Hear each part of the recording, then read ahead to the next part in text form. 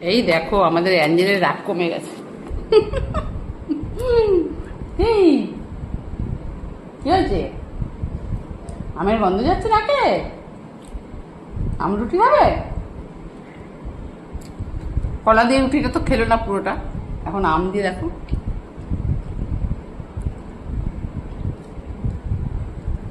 আম দিয়ে রুটি খাবে।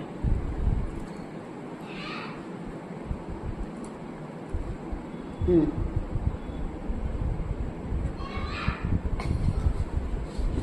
আচ্ছা, দেখো দেখো কত ভালো খায়। চলো, হাতটা মুখে লাগেনি, তাও ধুয়ে নি হাত।